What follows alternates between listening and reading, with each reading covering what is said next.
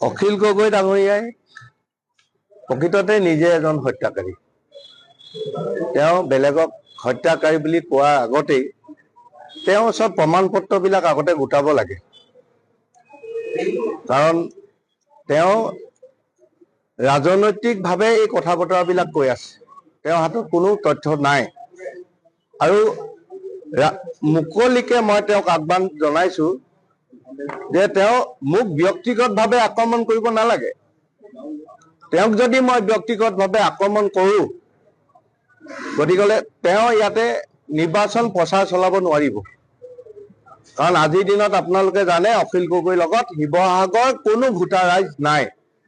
যোৱা 5 বছৰে অখিল গগৈ কি কৰিলে, শিৱসাগৰ সমষ্টিটো মান সন্মান ক'ত পেলালে আপোনালোক সকলোৱে জানে।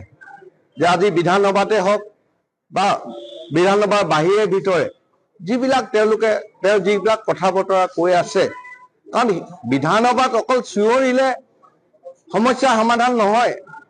প্ৰত্যেকটো কথা শাসকীয় দলক বিৰোধিতা কৰাটোৱে লক্ষ্য হয়তো এজন বিধায়কৰ হ'ব নোৱাৰে। গতিকে আমাৰ ইয়াৰ আগতেও বহু বিধায়ক শিৱসাগৰৰ পৰা আছিলে, তেওঁ যিখিনি কাম কৰিছে তাতকৈ হয়তো বহুত কাম তেওঁলোকেও কৰিছিলে শিৱসাগৰৰ কাৰণে। আজি তেওঁ বেলেগৰ ভেটিৰ ওপৰত থিয় হৈ তেওঁলোকে নাচ দি আছে। অখিল গগৈ আজি আমুকটো তেওঁ আনিলে, তামুকটো তেওঁ আনিলে, তেওঁতো ইয়াত একোৱে কৰিব এতিয়ালৈকে কৰা নাই। এজন তেওঁ বিৰোধী বিধায়ক, চৰকাৰে তেওঁক কোনো সুবিধা দিয়া নাই। চৰকাৰৰ ফালৰ পৰা আমাৰ শিৱসাগৰ জিলাখনৰ প্ৰতি লক্ষ্য ৰাখি 2-4টা কাম আমাৰ চৰকাৰে ইতিমধ্যে হাতত লৈছে। যেনেকে আমাৰ এটা শিৱসাগৰ ৰাইজৰ দাবী আছিলে যমুনাখন চফা কৰিব লাগে। অখিল গগৈ বিধায়ক হোৱাৰ আগতে এই পুঁজি শিৱসাগৰলৈকে আহিছিলে, কাম কৰোঁতে পলম হৈছে। আমি আমাৰ সুবিধা অসুবিধাটো আমি আগতেই চাইছো। আজি আগৰ নিৰ্বাচনবিলাকত আমি বেলেগে নিৰ্বাচন খেলিছিলো। আমি NDA হলেও আমি বেলেগে নিৰ্বাচন খেলিছো। আপোনালোকে পঞ্চায়ত নিৰ্বাচনৰ যদি কথাখিনিয়ে চাই, আজি অসম গণ পৰিষদৰ ফালৰ পৰা খেলিছিলে, আমি ভাৰতীয় জনতা পাৰ্টিও খেলিছিল।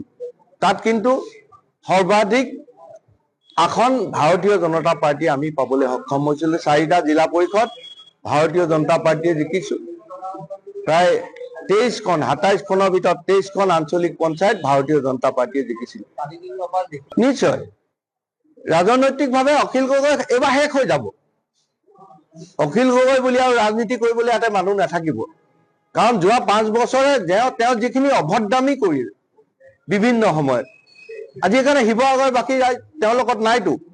তেওঁ আজি অবৈধ কোনোবা বাংলাদেশী মানুহক আনি পিনে ইয়াতে নিৰ্বাচনী প্ৰচাৰ চলাবলগীয়া হৈছে। আপোনালোকে তেওঁলোকৰ অফিচত চাওক, এজনো শিৱসাগৰ ল'ৰা তেওঁৰ লগত নাই। মেক্সিমাম বাহিৰৰ পৰা আহিছে। আজি লখিমপুৰৰ পৰা কোনোবা আহিছে, আজি ধেমাজিৰ পৰা আহিছে, আজি নাহৰকটীয়া ল'ৰাই ভৰ্তি হৈ আছে। আজি আপোনালোকে দেখিব গোলাঘাটৰ ল'ৰা, মৰিয়নি ল'ৰাই তেওঁ আজি শিৱসাগৰত প্ৰচাৰ চলাবলগীয়া হৈছে। কাৰণ শিৱসাগৰত কি মানুহ নাই নেকি? শিৱসাগৰত এনেকুৱা মানুহ নাই নেকি যে অখিল গগৈ হৈ কাম কৰিবলৈ এটা ল'ৰাও তেওঁৰ লগত থাকিবলৈ? গতিকে গম পাই যে এজন বাহিৰৰ অখিল গগৈ ডাঙৰীয়া শিৱসাগৰ নহয়, তেওঁ ঘৰ ইয়াত নাই, তেওঁ পৰিয়াল ইয়াত নাথাকে, ল'ৰা ছোৱালী ইয়াত নপঢ়ে। সেই মানুহজনে শিৱসাগৰৰ কাৰণে কি চিন্তা কৰিব? সেই মানুহজনে কিন্তু শিৱসাগৰৰ কাৰণে, কাৰণ ইয়াতে লুটি পুটি দি আমি সকলোৱে জানো। যোৱা কেইদিনমানৰ আগত তেনেকুৱা খবৰ ওলাইছে, বিভিন্ন ঠিকাদাৰৰ পৰা পইচা দাবী কৰা, কিবা কৰা, আপোনালোকৰ নিউজ চেনেলতে ওলাইছে। ইয়াৰ পৰা পইচাখিনি শিৱসাগৰৰ পৰা অকল পইচা মানে লৈ বেলেগত প্ৰতিষ্ঠা কৰাটোৱে তেওঁৰ লক্ষ্য। আজি তেওঁ কি কৰিছে? শিৱসাগৰ প্ৰতিজন ঠিকাদাৰৰ পৰা, প্ৰতিটো অনুষ্ঠান প্ৰতিষ্ঠানৰ পৰা টকা কালেকশ্যন কৰিছে। কৰি কি কৰিছে? তেওঁ পাৰ্টিটোক যাতে ৰেজিষ্টাৰ কৰিব পাৰে তাৰ কাৰণে জোৰ দিছে। শিৱসাগৰত কাম কৰাৰ কাৰণে অখিল গগৈ জোৰ দিয়া নাই নহয়। তেওঁ মাত্ৰ 6% লাগে অসমৰ টোটেল ভোটাৰৰ পৰা। সেই 6%টো কেনেকে নামনি উজনি চবতে মিলাই কালেক্ট কৰিব পাৰে আৰু তেওঁ পাৰ্টিটোক ৰেজিষ্টাৰ কৰিব পাৰে, এই কথা বাদেতো বেলেগ কথা তেওঁ ভবা নাই।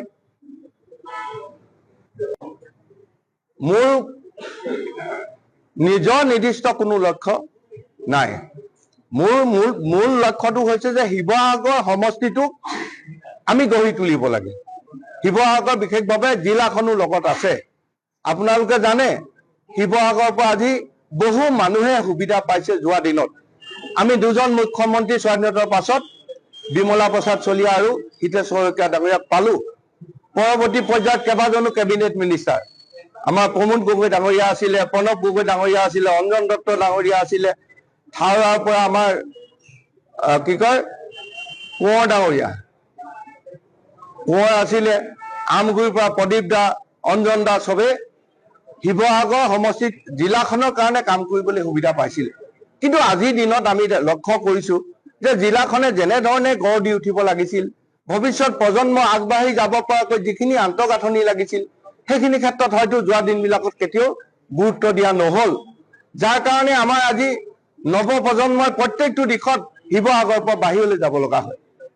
আজি ইঞ্জিনিয়াৰিং পঢ়িবলৈ বাহিৰলৈ যাব লাগে। সাধাৰণ নাৰ্ছিং পঢ়িবলৈ হ'লে আমাৰ ছোৱালীবিলাকে আজি বেলেগ জিলালৈকে যাবলগীয়া হয়। এখন ল' কলেজ নাই শিৱসাগৰ, ITI এখন নাই আমাৰ ল'ৰাবিলাক আগবাঢ়ি যাব পৰা নিজকে সংস্থাপন হ'বলৈ। আনফালেদি ONGC আমাৰ আছিলে, এতিয়া প্ৰাইভেটত যোৱাৰ পাছত উদ্যোগৰ নামত শিৱসাগৰখনত কোনো এটা উদ্যোগেই আজি আমাৰ ইয়াত নাই।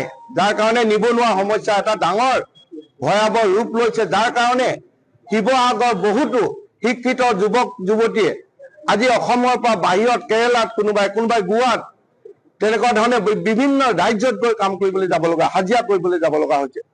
যাতে ইয়াত ইমানখিনি সুবিধা থকাৰ পাছতো শিৱসাগৰখন টুৰিজিমৰ ক্ষেত্ৰত আমি আগবাঢ়িব পাৰোঁ। টুৰিজিম দিশটোৰ ওপৰত আমি ভৱিষ্যতৰ দিনত গুৰুত্ব দিব লাগিব। আমাৰ যিবিলাক ঐতিহ্য কীৰ্তিচিহ্ন আছে, এই চিহ্নবিলাকক আমি সুন্দৰ ৰূপত গঢ় দি ইয়ালৈকে যাতে বাহিৰৰ পৰা টুৰিষ্টসকলক আমি আনিব পাৰোঁ, তাৰ কাৰণে বিভিন্ন দিশত আমি কাম কৰিব লাগিব। আমাৰ আত্মনিৰ্ভৰশীল দিশটোত আমি বেছি গুৰুত্ব দিব লাগিব শিৱসাগৰত। যিহেতু মই জানো ইতিমধ্যে আমি বহুত কথা পাতিছোঁ যে শিৱসাগৰত প্ৰত্যেকখন পঞ্চায়তত বহু শ বিঘা মাটি এনেই পৰি আছে। তাত মই ইতিমধ্যে বিভিন্ন আমাৰ ল'ৰাবিলাকৰ লগত পঞ্চায়তে কথা পাতিছোঁ। হয়তো এনেকুৱা বহু জেগা আছে, লৌলেণ্ড আছে, য'ত আমি এটা ফিচাৰী বিপ্লৱ আৰম্ভ কৰিব পাৰোঁ। আজি কোঁৱৰপুৰতে প্ৰায় 40 বিঘাৰো অধিক মাটি তাত পৰি আছে। তেনেকৈ প্ৰত্যেকখন পঞ্চায়তত বহুত মাটি পৰি আছে। সেইখিনি যদি আমাৰ নিবনুৱা যুৱক যুৱতীসকলক আমি দি পিনে যদি তাতে কোনোবাই ফাৰ্ম কৰিব পাৰে, ফিচাৰী কৰিব পাৰে, তেনেকুৱা ধৰণে সৰু স্মল উদ্যোগ কৰি পিনে যদি আমাৰ নৱপ্ৰজন্মক, উঠি অহা প্ৰজন্মক যদি সংস্থাপিত কৰোঁ, নিশ্চয় শিৱসাগৰ জিলাখনে পুনৰ মূৰ দাঙি উঠিব।